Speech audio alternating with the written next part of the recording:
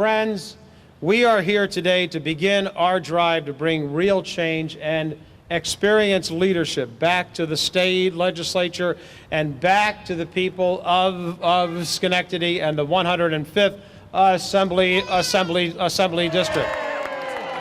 Mark knows what it will take to help struggling communities of the Mohawk Valley and to keep Schenectady's remarkable resurgence moving forward.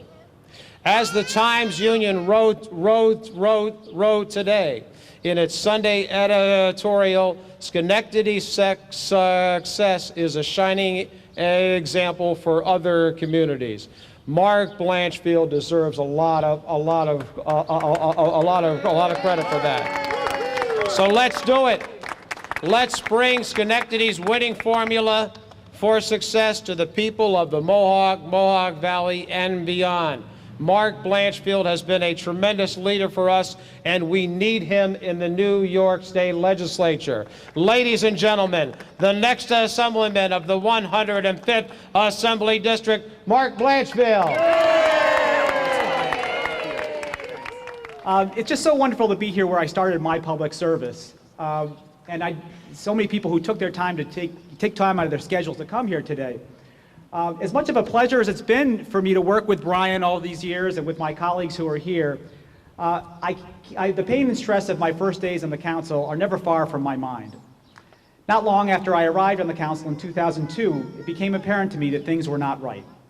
Our audited financial statements were 2 years behind. Our current revenues and expenses were bearing no relationship to what had been budgeted the previous fall. By year's end, we were in danger of defaulting on our bonds. Our hardworking city employees, people with children to feed and elderly parents to care for, were heading into a holiday season and we didn't have enough cash on hand to pay them. Down the road, we were facing the real possibility that if things did not change, there would be no more Schenectady as we knew it. Bankers and faraway bureaucrats would be weighing our basic health and safety concerns against our bond obligations. We're talking about a place that has governed itself in some measure for 300+ years. In a few more months, this proud city would have gone the way and would have been the political equivalent of American Samoa. So I couldn't let that happen. To keep this city alive, we had to make some difficult decisions, and we were able to achieve some measure of stability. By cutting costs and always looking for efficiencies, we've become a model for how to turn a city around.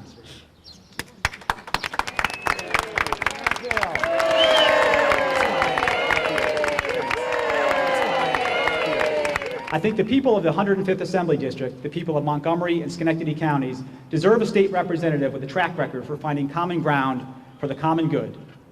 By treating our citizens fairly and paying attention to what makes our communities unique, we can create good-paying jobs and ensure the future of our children.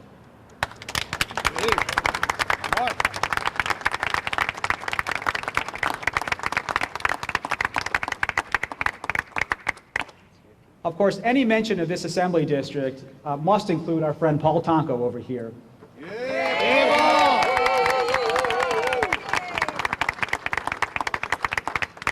Paul exemplified public service during his more than 2 decades in the Assembly. His hard work and his personal attention to the issues characterized his tenure.